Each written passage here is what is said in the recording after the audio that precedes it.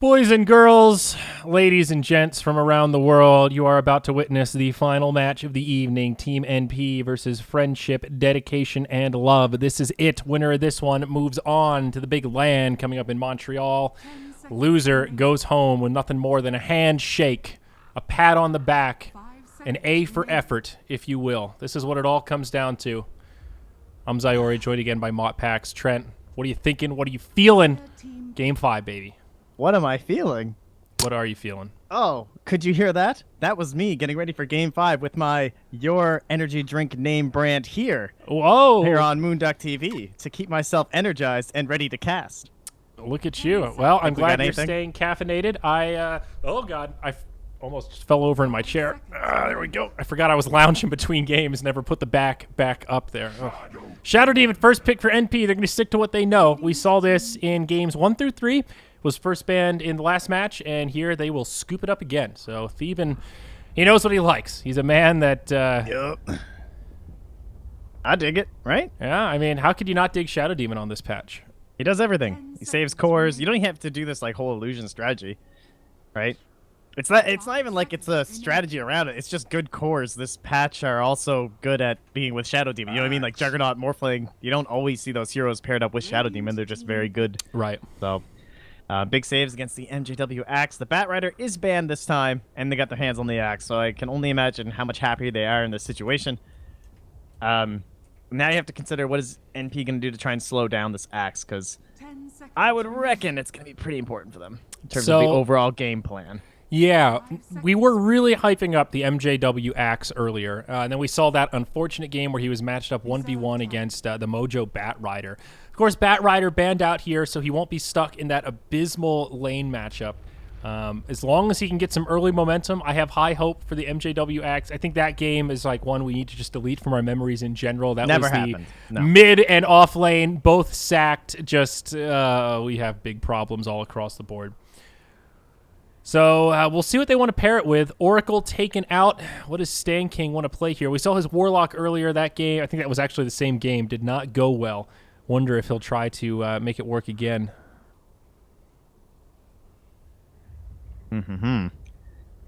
I'm not really feeling the Warlock, I gotta say. But then again, that whole game was a wash, so... Hey, there's that hero. That's what we wanted against the OD like way earlier today.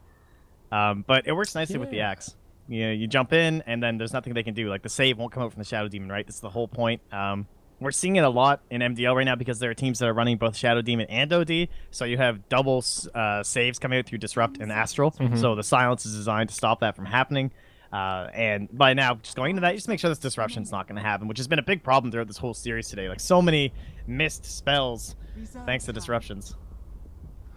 Yeah, I mean, Silencer is great against any of those defensive supports. Dazzle, Oracle, Shadow Demon. Anyone with a save, a well-timed global just completely negates, the usefulness of a false promise. But NP, okay. I feel like we reference this hero a lot in terms of potential illusion abuse, but she seldom gets picked. It's like Morphling, Jug, Terrorblade, much higher on the list. NP will play the Luna, a hero that I think we saw them play on either the first day or the second day. They picked it at least once that I remember. So it is a hero that they're pretty skilled with, but she does have some drawbacks, and I'm honestly a little surprised to see her picked up this early. I don't know that it's something FDL would have banned here. Like, they've banned a medley of other heroes against first pick Shadow Demon, so this feels a little out of left field. Yeah, she's kind of notoriously a lower HP hero that suffers to someone like an Axe, right? Yeah. Not able to be like a Morphling or something who'd be Morphing Strength or something right now. Scary. A lot of people will be picking an Axe into seeing like Shadow Demon, Luna. The Silencer is going to be huge this game. Oh man, I've said huge a ton today. I apologize. Huge. That's kind of been my word. It's huge, bro. I'm huge. You're huge. We're all huge. Huge dudes. Actually, I walked past a bunch of bros on the sidewalk talking about getting huge at the gym and then hitting the sauna. So maybe that's what sparked me. Was it with somebody at TI that I got on this whole thing about the chill dudes thing? Somebody who was overusing chill dudes. It's a couple of chill dudes. We're chill dudes. You're chill dudes. Find some other chill dudes, and we'll fucking bang later, right? That's what chill dudes do. I think that was not me. Okay, that was somebody else. All right, well. All right. You missed anyway, it. You had to be there. I like this right now. I think FDL, it's looking good, but where is NP going to go from here?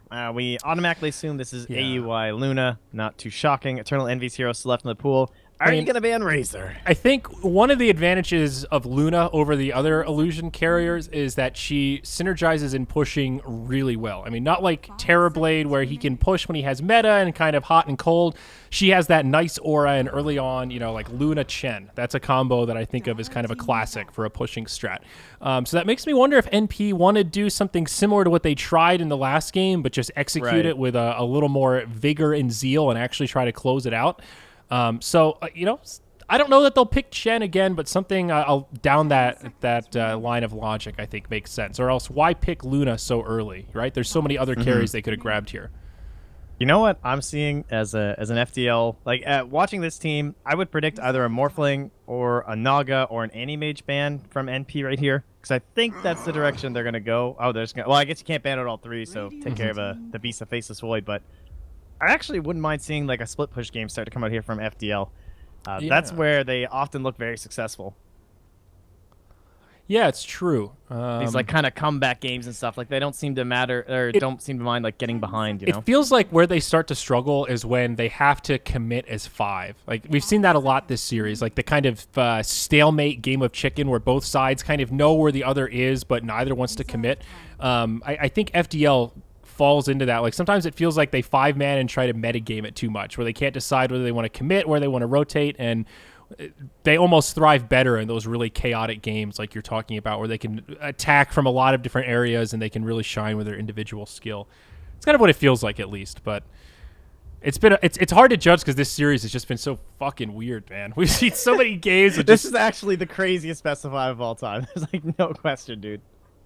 Yeah, just so many one-sided games, and then having that really ridiculous 85-minute game too. Just complete. It set the tone for the rest of the series, and now we're here. I mean, even last game, I felt like that should have been NP's game, and FDL, man, they just brought it on back. And thinking very hard about what they want to do with this draft now, probably trying to anticipate what the deal with this Luna is. Can they invest in something a little more late game centric, or do they need to go with that, you know, early game focus again?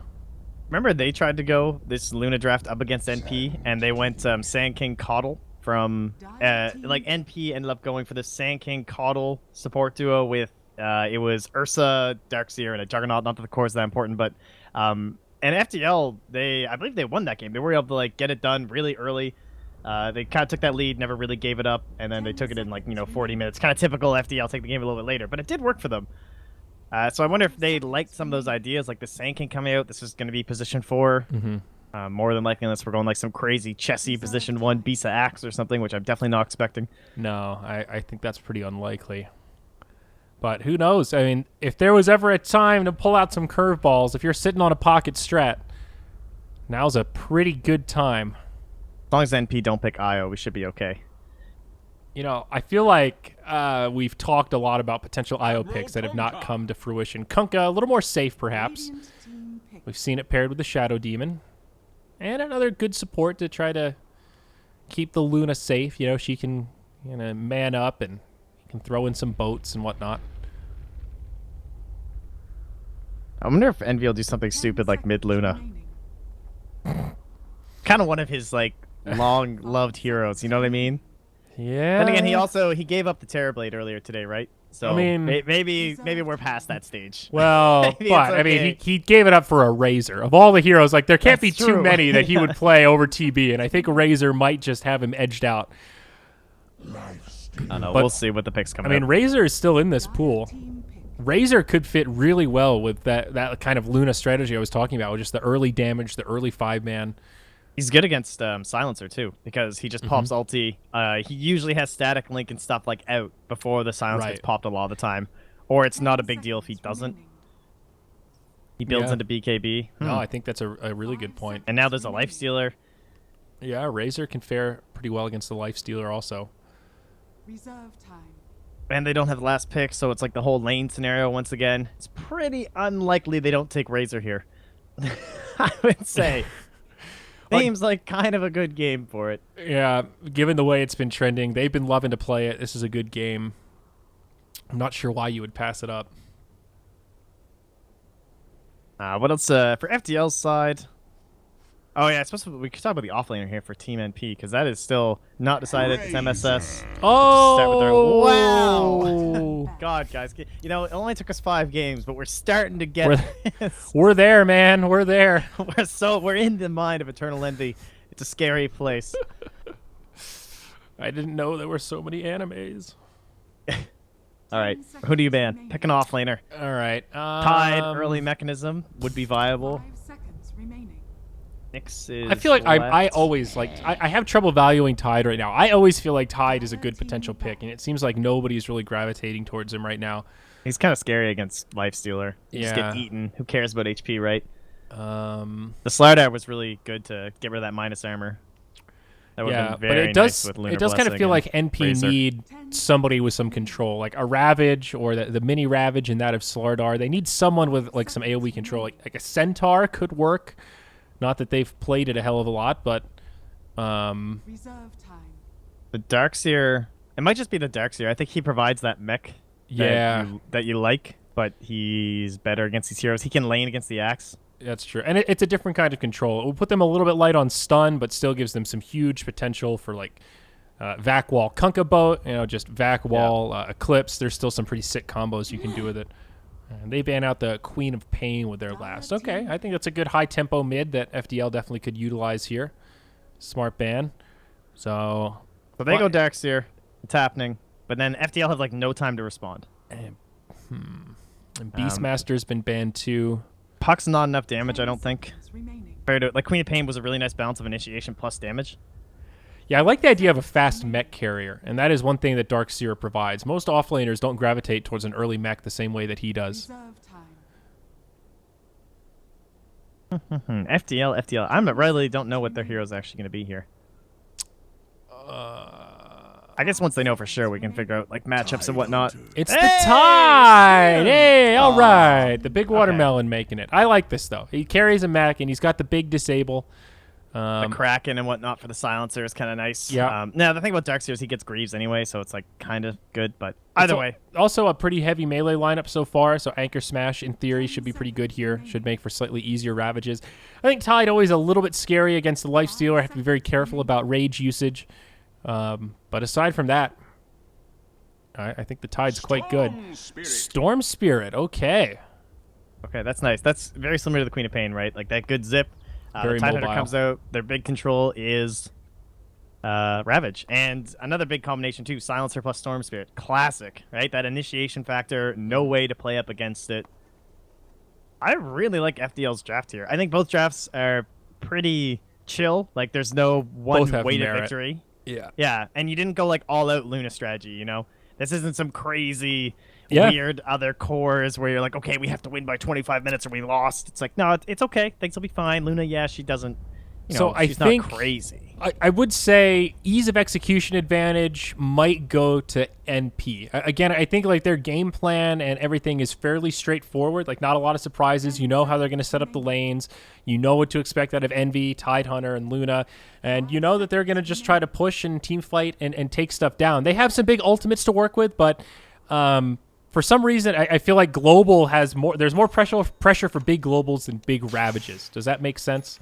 Like Yeah, no, I like Tide 100% brings more to agree. the table than just Silencer, and I feel like for FDL, they need to find these kills. Like if they can find a pick off with every global, they hop inside the storm, they get infest bombs, and they're finding picks left and right. I think they could just rip this game wide open and just get a huge amount of momentum with pickoffs. But easier said than done. They've got two heroes that are pretty reliant on blink daggers, the axe and the Sand King. So there's always that, reliance on farm and early momentum and that kind of stuff.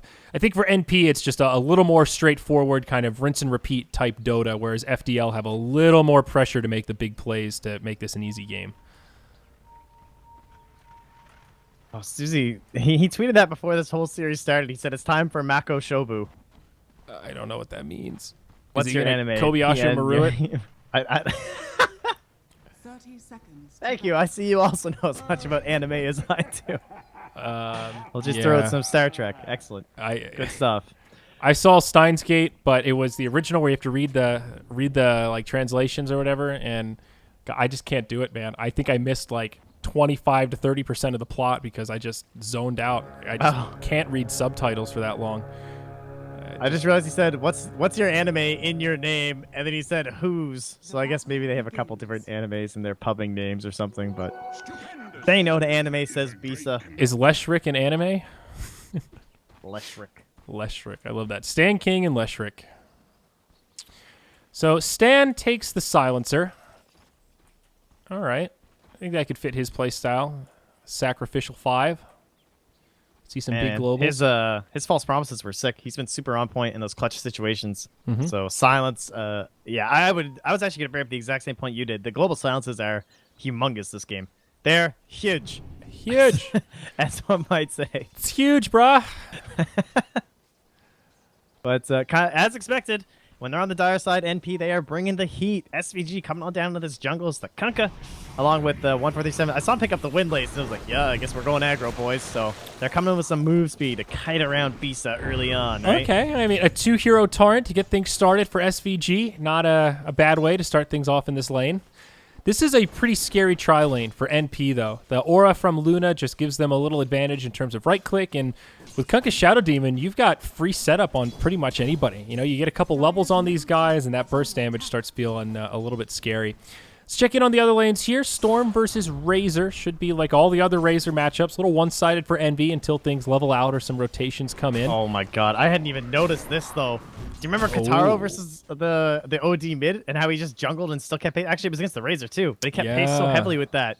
But they are like, not this time. Like, you're right. It's not happening again. Oh, it's huge. Up top though, MJW having what? a great time. Did you say it's huge? It's massive, bro. That is a gargantuan play from the Dire. Nice word blocks. But look at MJW, man. He's just cutting creep waves. This is the kind of axe start that he's looking for. Though, this is exactly what he needs. To be fair, of all the heroes to deal with this, Tide doesn't really mind that much. He's got the built-in Kraken Shell. He's got Anchor Smash. He can handle this pretty effectively, and this will give some decent farm to MSS in the lane. Yep. This is why we're talking about it being the Tidehunter or the Darkseer for the exact same idea as this. One problem, though, I don't really like giving MJW all this space. I'm, like, super uncomfortable with this if I'm NP right now. Oh, yeah, for sure. I think it's pretty scary. I think if you're going to give him that space, it basically translates to you have to find kills with this tri-lane. You know, they're not aggro trying just to passively farm on the Luna. They want kills. They want to shut down this Lifestealer. And they might need... Or at the very least, they need every last hit on Luna. Yeah, well, that too. Whereas you're sacrificing the farm of your Luna, you're giving total free farm over to an Axe. If he decides to go Blink first this game, which he's not going to because MJW Dota, I don't know. It feels like they could just kind of turn on. They come down, shut this all down. Maybe he'll just be farmed enough that he can get the Vanguard into the Blink or just half the Vanguard into the Blink and still be relevant really early on. But with that Lifestealer, they could just start jumping into the side of NP, and Tidehunter doesn't come online that early, right? Yeah, I mean, the pickoff potential is crazy. And if they get that early start, you don't need Global Silence to find those pickoffs. And that's where the Ravage becomes a little scarier. You know, like we were talking about with the Global and the load-in for this game. Ravage is not great against those single pickoffs, and forcing FDL into those 5v5s might be harder than planned. This aggro tri-lane not going poorly for NP, but it's not really going well either. This Lifestealer farming evenly with the Luna, and nobody's even come close to dying yet. Yeah, the benefits for NP, it is staying up here, right? There's no pulls happening. They made sure that safe camp was going to be available for the Radiant side, just so Stan King can be leeching some experience. We've been seeing the, well, Stan King and Sand King. Whew, anyway. Yeah. The other night we had Stan King, Sand King, and Snake King. That was something. Jesus. But coming on in here, like, Sand King's great at contesting this little double pull. You know, you try and come do some shenanigans as these dire side supports. We saw a couple of games where Sand King just walks on in, gets a couple of caustics off, and it's like, whoa, back the bus up, man. Stuff gets scary. Yep, SVG hasted up, bumps into the Storm Spirit. Only level 2, but gets to trade some blows. Axe stopping off for a Vanguard first, so not rushing the Blink, but as we've seen, if you get a Vanguard at this stage, you're unkillable. I mean, it's 4 minutes. You don't get a Blink here. This is totally fine. Yeah. I know exactly what you're talking about. But when you get this, but I mean, he'll still have a Blink at this rate at a pretty normal timing with a Vanguard on top, and now he just doesn't have a fear in the world. Tide can't do anything, even if they rotate and try and set up a kill. Not an easy target to lock down by any stretch. FDL, he's doubling up the last hits right now. Got 50. Yeah, there's some neutrals thrown in there, but who cares? Yeah, that's pretty insane. Uncontested. He's just doing what he wants. This is crazy. Now from FDL, they'll rotate towards the mid. Maybe looking for a gank on Envy, but again, not an easy target. He will have some friends nearby. The buddies are here, yeah. They have to know the Radiant support's there, obviously. Oh, they go the other way while they're looking to set up on the Razor. They set it up on 747. Storm's only level 5, so no zip away. Envy needs one more auto attack, and he gets it. First blood is drawn. 0-4 comes stunning on in, but now he could be in some trouble. Tide catches him with the tentacles. MSS out of nowhere with a Ravage. It's a fast 2 for nil, and NP get the better of the early rotations. FDL were the ones that wanted to set that up, but it goes completely the other way. Very nicely done. It's like one of those situations where everything's going so well, so you... Like, bottom was kind of going the way they wanted, right? Unsuccessful, aggressive lane coming from the Dire, and you're like, okay, now let's go pressure mid just because we can, but then it all falls apart. Great TP from MSS. The fact that he has an impact there is going to give them such a better chance at winning this mid game, because before this, it was just the MJW show. Looking towards his big item. And he's still farming away. He's picked up his boots now. AY, he'll sit pretty down bottom. I'll go back to raw last hits here and just check in on the Luna. Only 22.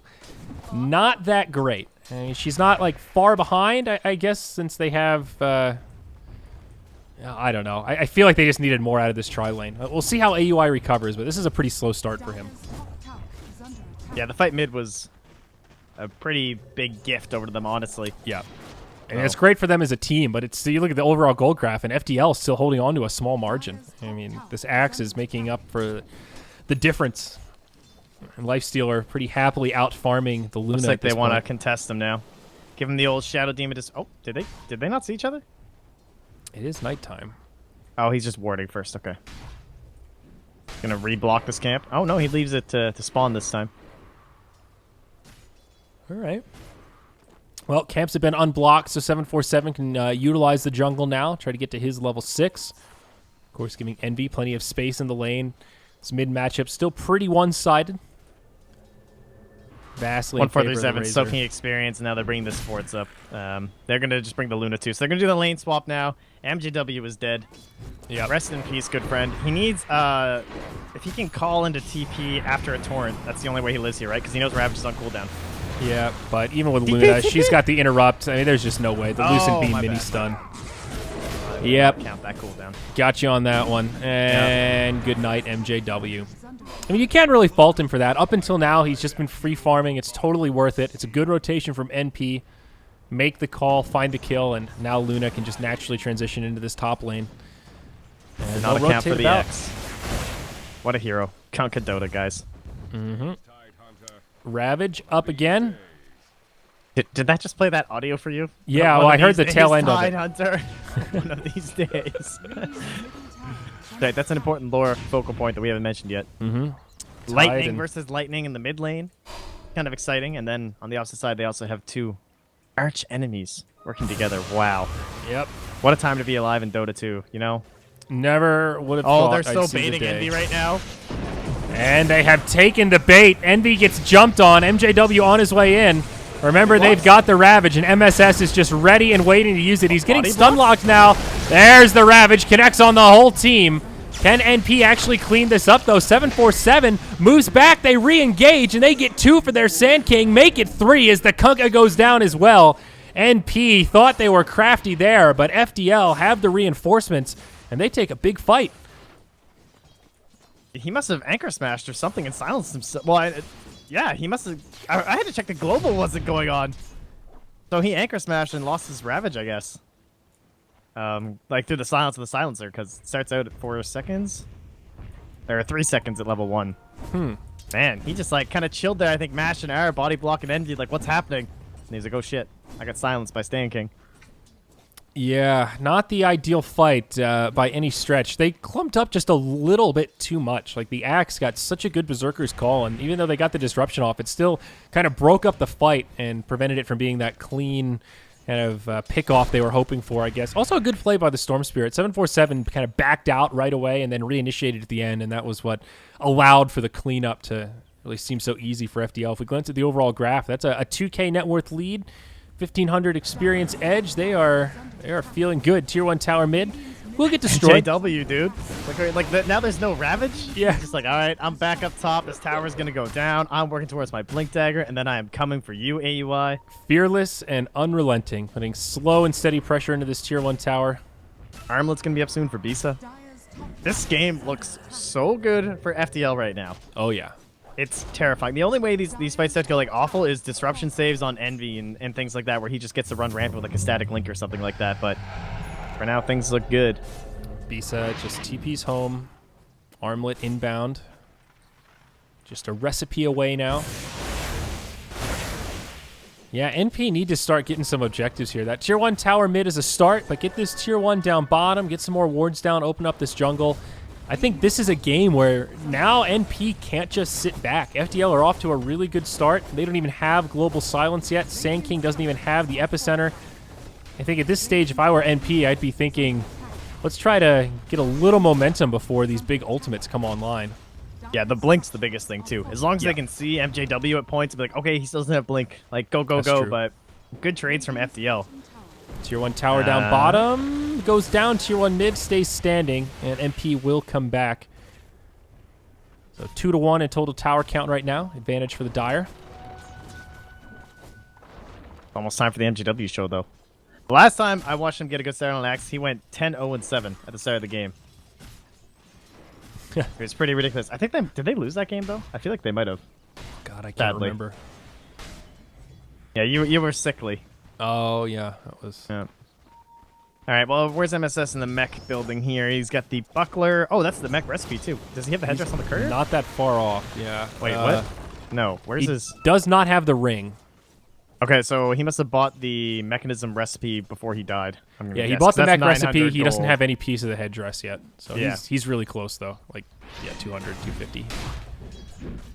That's worth. Don't want to lose out on that thing. Oh, yeah.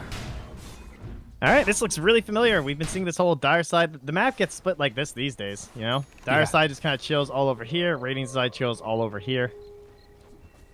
And that's pretty much how she goes. Dire's top tower Luna moving into Dragonlance, I think, first item. Smoke gaming time? It's smoke gaming time, Andrew. I'm ready, man. I'm so ready for this. Smoke it up.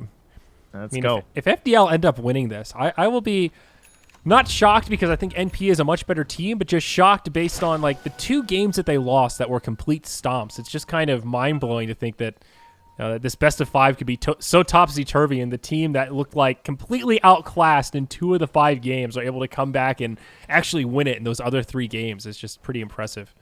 Look at this movement here. NP are expecting a smoke to be coming out right now. And, well, fortunately for them, it's actually on the other side of the map.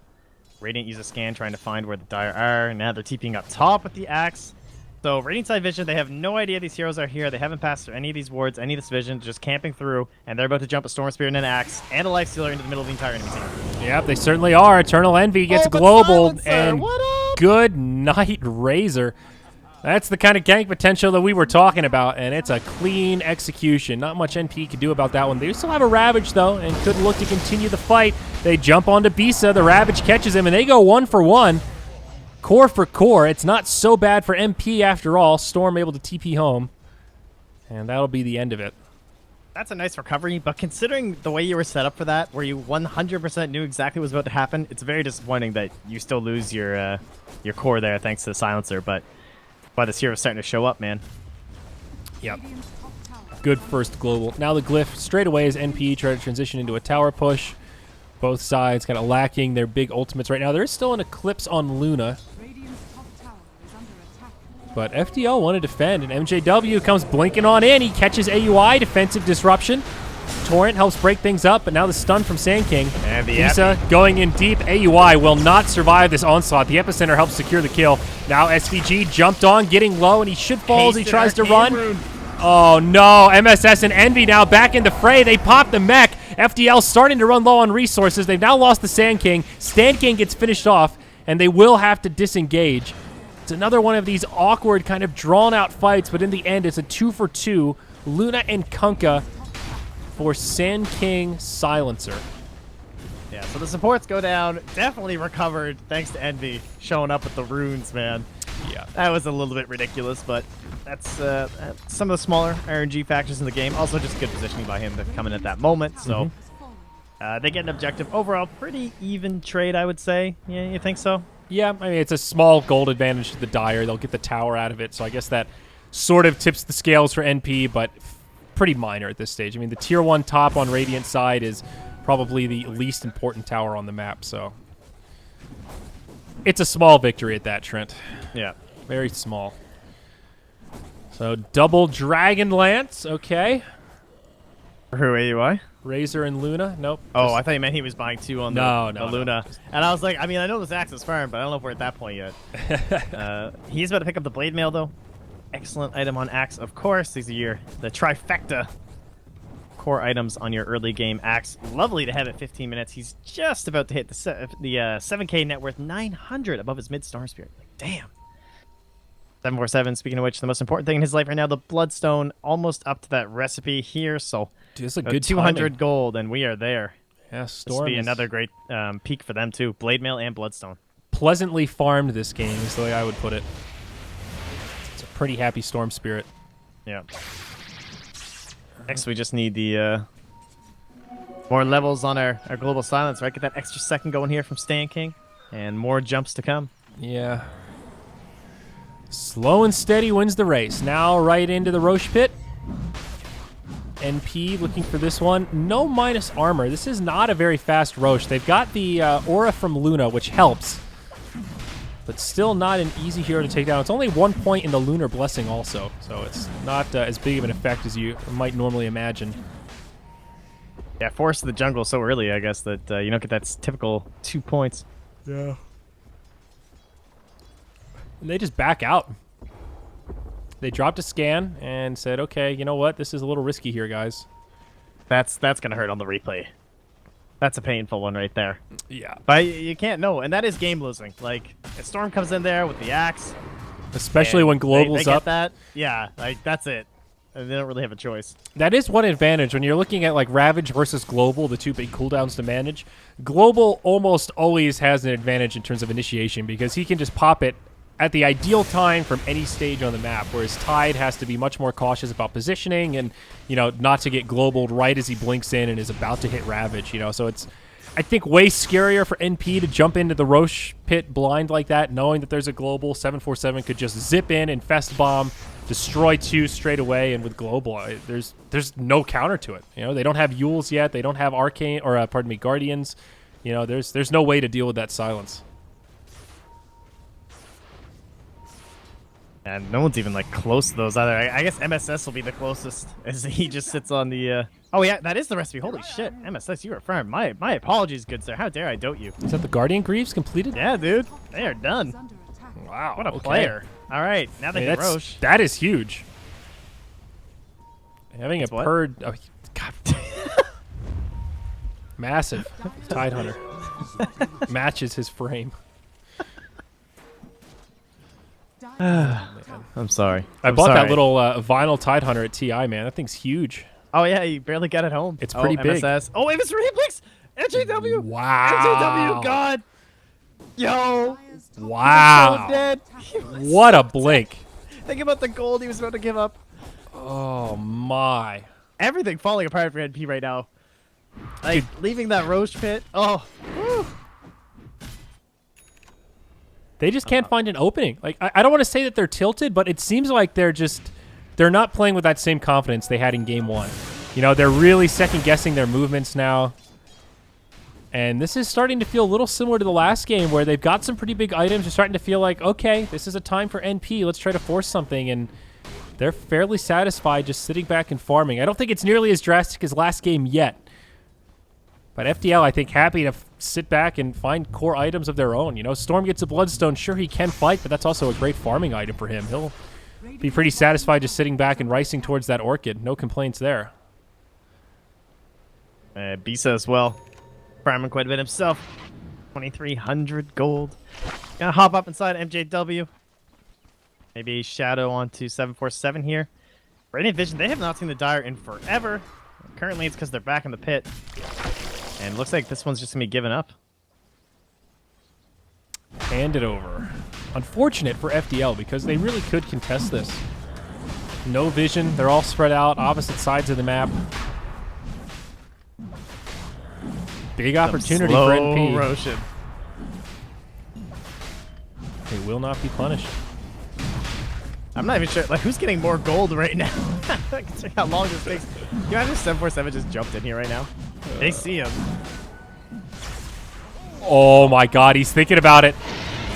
Okay, he doesn't go for the snatch play. No. He just zips out. That was a little bit spooky. I have to say, though. Very risky. I don't think worth it there to get the Aegis if it costs his life. With a fresh bloodstone like that, you really don't want to die just to deny an Aegis. Yeah, Not no, it's worth fine. it. He'll just go back to this kind of like side lane farming. AUI's down here alone, but they have no one else who can get here in time. Popping the Aegis will be I know, pretty he nice, has a though. lot of mana, though. This is kind of close. I think 747 is Oh, thinking can he this cancel could the be TP? bait. Oh, that would have been nice. You look at Radiant Vision, there's a lot missing off the map. That feels a little baity, no doubt. Yeah. And Sand Force can get out King. too. Ooh.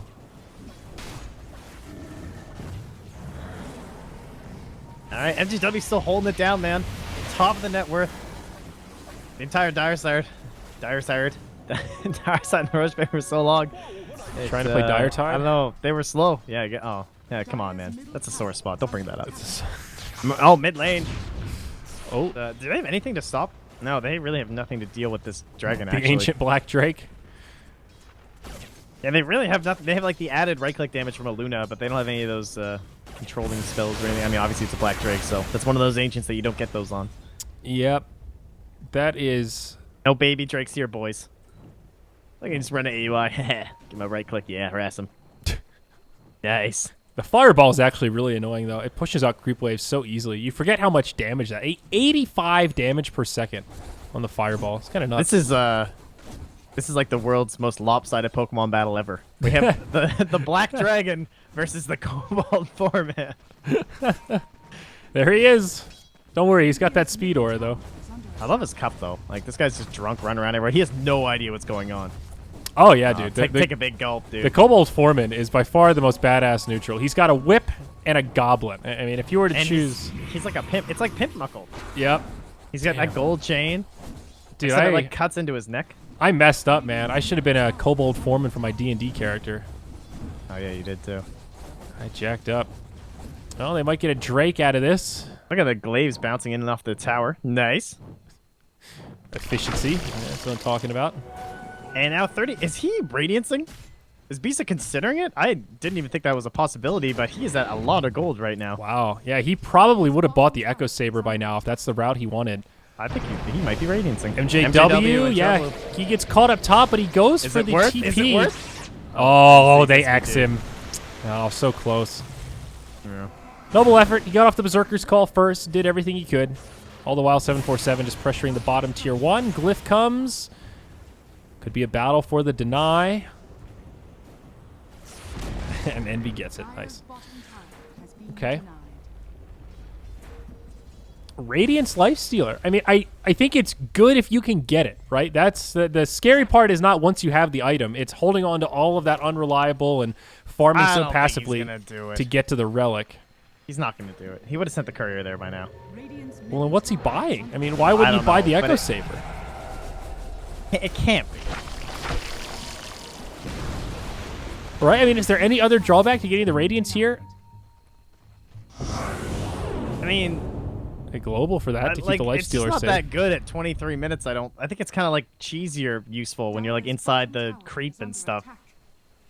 Well, I mean, I wasn't really even thinking about that aspect of it. Just it's a farming tool, you know. You can just run from camp to camp. You get some extra damage in fights. The mischance onto AUI. Yeah, Mischance onto the Razor. it's pretty gimmicky. He did it. He's doing it. We're doing it, guys. I don't know if he just wasn't quite sure, but it's happening. There's the relic. Okay, so about 1,000 gold away from Radiance. NP should be surprised at least. I mean, they've seen him not buy anything for so long. I guess maybe they might be suspecting at this point, but it is certainly not the most common one these days, but it has a lot of merit. It's always good against the Drow lineups or Luna lineups where part of the hero's benefit and part of the balance of the hero relies on, you know, added damage to right clicks. So if you can reduce that down by 17% through mischances, then Yeah. double benefit. Okay, I mean, I could see that side of it. I mean, how uncommon is Radiant's lifesteal? I can't remember the last time I saw that in a pro game. It was like kind of a thing for a while, right? With like early Radiants into the Ancients and whatnot. But I mean, a while certainly not ago, common though. lately. No. Yeah, that was. I remember like right when it came out. I remember that game of Loda doing it when everyone was lolling around at the Radiant's lifesteal inside of a golem at 20 minutes. But I don't think it won him that game, if memory serves. Pretty gimmicky. Another kind of strange game here where FDL had a pretty big lead. Oh, did you see that up top? Yep. That was actually so close. Sand King just barely makes it out. But NP have kind of farmed back the deficit. And this big lead that FDL once had is gone by the wayside. 747 getting pretty close to the Orchid. He's farming nicely. But it doesn't really feel like FDL have control of this game anymore. They don't, but they also do still have that control during the team fights. The big question is going to be MSS, right? Like, yeah, if they can get him to pop Ravage without them using Global, that would be the dream. Then come on in and just have like a free fight. But because he has those Guardian Greaves, super important item for him this game for obvious reasons in purging off the Global Silence. Then yeah, is that a fresh gem? Or have they had that for a while on 1437? Just saw the Ghost Scepter get delivered too. But either way, vision denying can be nice. Passive, passive, passive. 26 minutes, 14 kills, both sides, sitting back and farming. This Orchid took a while for 747. I mean, he's Yeah, still top sure of net did. worth, but It seemed like, though, how no quickly he got the kills, Bloodstone. It really has not been a fast Orchid. It'll come out around the same time the Radiance does. Yule Scepter on Kunkka. Always good to have Yules against Global. Doesn't really matter who you are. Yar. yeah. Eternal Envy moving into Manta, I guess, right? Most likely. He's got the Yasha. Sorry, who? Dire's Envy. middle tower is I was noticing that I don't know, there's a little bit of disagreement right now. I think CCNC thinks FDL have got this one, but Yawar is in chat and he's like, nah, Radiant lost, so. Okay. I'm I'm not sure. convinced to say that FDL have this in the bag. I mean, obviously they have some I need control. Just one but fight. I just need one fight right now, right? With this Storm Spirit, with this Life Zero, with this Axe. That's all I need. That's all I'm asking for. I mean, this is huge, man. They just got the Orchid. Manta styles are coming out. God, shit.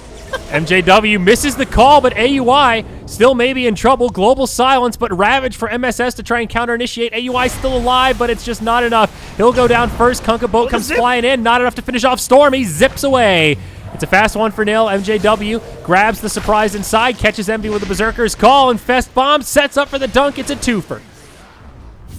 NP won't be able to grab another kill here. Looks like CC&C might be right.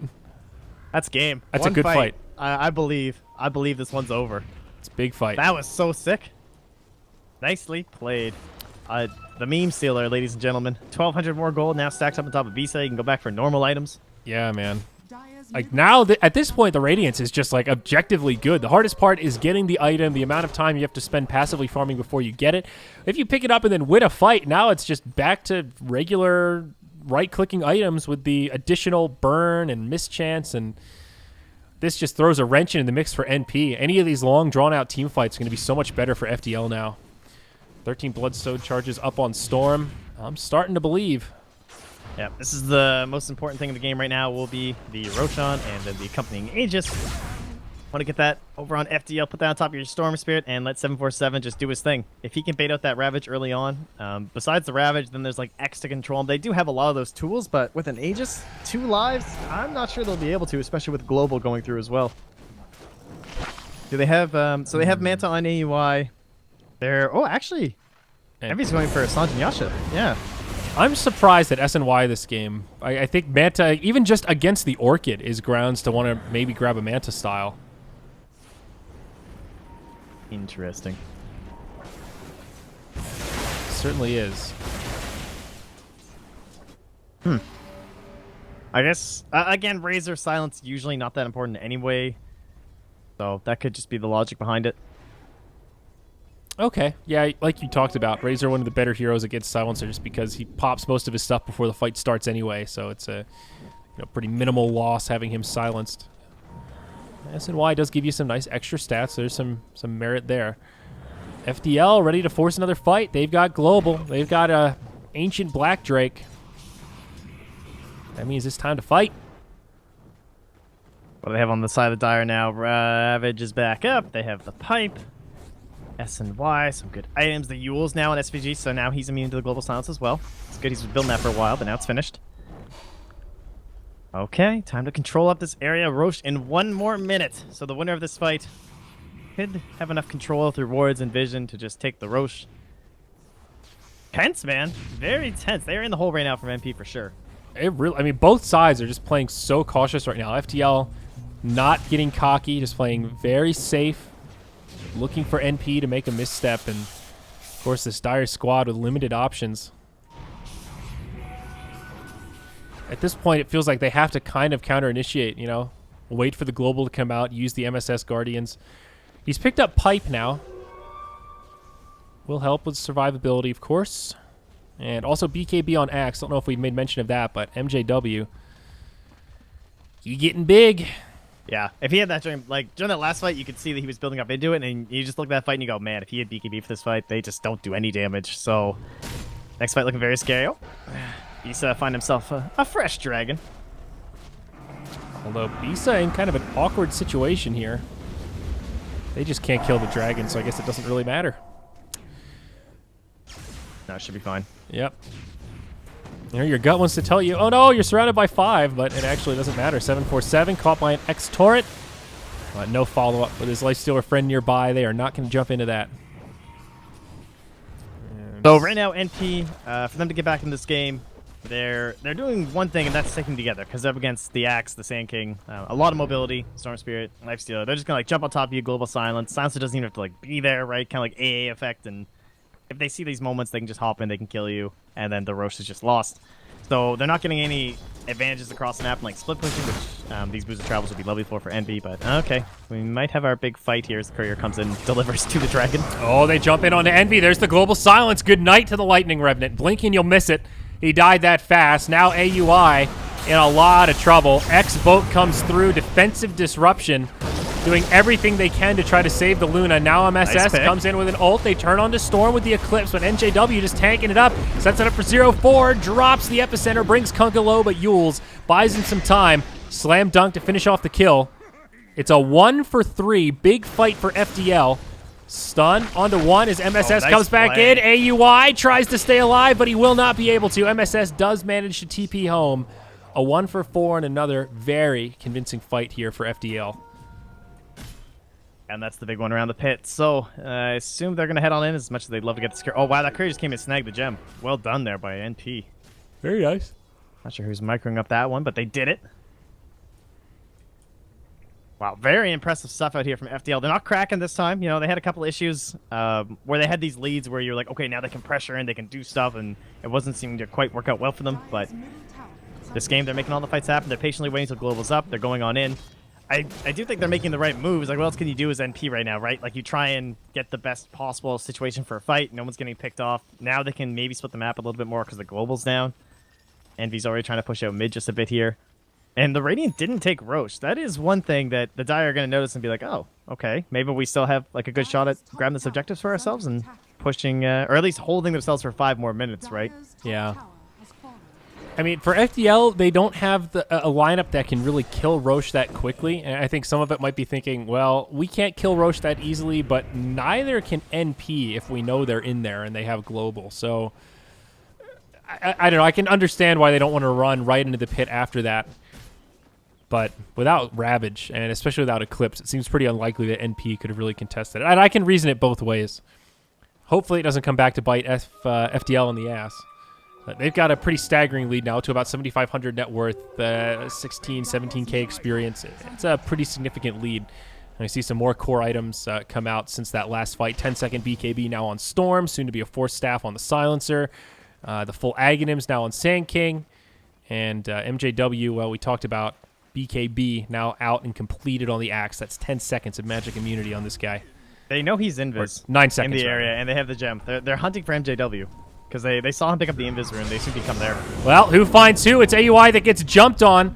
Global Silence comes out, and there's no Ravage. It's on cooldown for another second or two. Mojo, he gets it off before he dies, but MJW is still BKB'd. Misses the dunk on AUI. The Eclipse goes, but it does minimal damage. Envy on the back line trying to finish off the support Sand King, but he gets stunned. He gets killed.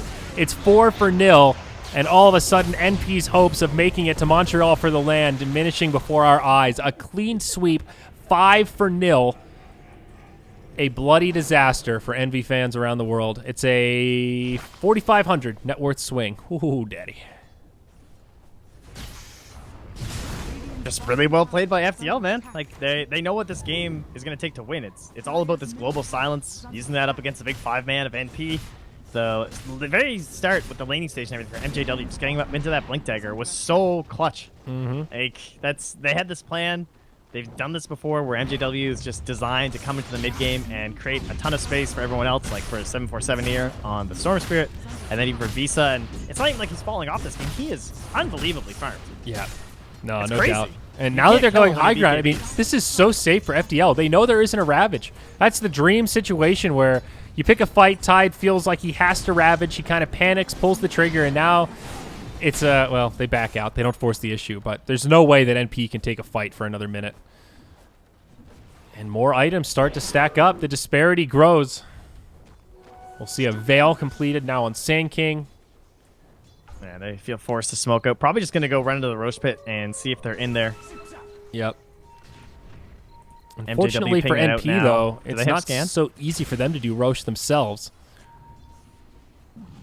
NP have scan, but the Radiant don't. So they were pinging in there, but I think they feel forced to go in because they know Global's down, but it's only about 13 more seconds here. And 30 on Ravage. Keep his guard. Only the recipe here for MJW. Doozy. All right, this is where this gets scary. They have to back out. They Who's absolutely going to do. fight? It's time. Susie ready to zip in. Envy actually goes in first. They put the X on MJW into a torrent. But now the Storm zips into the back line. He had the surprise inside. Global comes. They can't kill the Shadow Demon straight up, but this Dire squad starting to run out of resources. Envy, just a complete non-factor. MSS without a Ravage can't do a hell of a lot either.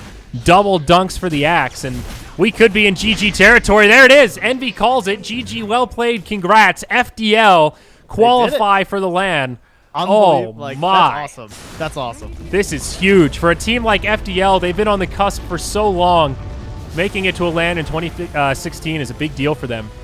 Much congratulations. And boy, did they work for it. Again, to recap this series, games 1 and 3, two of the most one-sided games we've seen in this entire qualifier. NP just ran over them, 20-minute GG, no competition. And FDL, man, proving that they're a scrappy squad, showing that they can stand up against NP. Incredible showing in games 2, 4, and 5, especially games 4 and 5. Game 2 maybe it's left weird. a little to be desired, but It's weird. Still. Like, it's so often to see that, like, or it's so rare to see that, like, night and day between two games like that. I mean, that game Yeah. was just a draft loss, lane loss. It was just over. It was just done for. FDL, they found the solution. Big shout outs to all of them today. I think everyone just had big games, big plays. The number 4 himself, the who goes by many confusing names. We're just calling number 4 and sometimes Terry. Really good game here on the Sand King. The end there paired up with MJW. Got some good epicenters off. Not so much in that last fight, but wow. Yeah. What a day. What a day at Dota. That was exciting. I can't believe the qualifier is over, though. Yeah, no, Done. this LAN is all about the direct invite. So we're donezo now. NP unfortunately falling short. They had a great run in the qualifier, but they won't be making it to the LAN. 4 of the teams have been announced that were invited. I think it's DC, EG, Complexity, and Alliance. That's the Euro squad I was forgetting. So now it'll be FDL joining the pack, and still 3 more teams to be announced. The talent list was announced earlier today. Actually, it's now I don't know if it made it on Reddit, but it's on the Wikipedia page. It's pretty much Moonduck crew plus Cap and Grand Grant, and Lurka going to be doing some stats work. So pretty exciting stuff. LAN coming up November 10th in Montreal. I don't think the entire thing is open to the public, but I know at least the grand finals are. If you're a local to Montreal or in the area, check it out. Beat Invitational, Northern Arena. They've got all the details on Twitter, on the internet, and hopefully to see a lot of you awesome fans out there supporting the NA Dota. I'm so pumped to go to Canada for a LAN, though, dude. It's going to be a lot of fun. It's going to be one hell of an event. The qualifier alone was a lot of fun. I can only imagine what tricks they have in store for the main event itself. Yeah, at least it's far away from my house, so you guys don't have to come visit. So that's good. That's true. Keep us Yeah. away from Nova Scotia, guys. My Yeah. God. But My no, God. I always love heading up to Quebec. Quebec's lovely. It's gonna be a good old time. And so now after this, what are we up to next? I hear. Wait, do we have some other things on the horizon? We have, so this is Northern Arena. We have the Royal Arena, Ooh, Tier we're 2. like gladiators. Yeah, Tier 2 European tournament coming up next. I think it actually starts tomorrow. How many does. days are there in September? Yep, tomorrow's the 1st. So it's just a quick little group stage. Like I said, T2 EU tournament. We'll be posting the stuff for that tomorrow. And we'll see what else is on the horizon, Trent. Always a lot of stuff in the cookie jar. We'll see what we pull out. Dun, dun, dun. So that's it, folks. Thank you so much for joining us. What a way to end it. I'm It Zyori. He's was Modpacks. huge. We're from It was Moonduck huge. TV. All of you are awesome. Thank you for staying up late and joining us. If you're on the other side of the globe, shout out to Bisa for making it, suffering through. The sun's going to come up pretty darn soon here, so brutal sleep schedule, I suppose. But that's it. All the VODs are up on youtube.com/moonducktv. These are going up soon, so if you joined us late for this series, the best of 5 will be posted there. Until next time, guys, take care. We'll see ya. Bye-bye.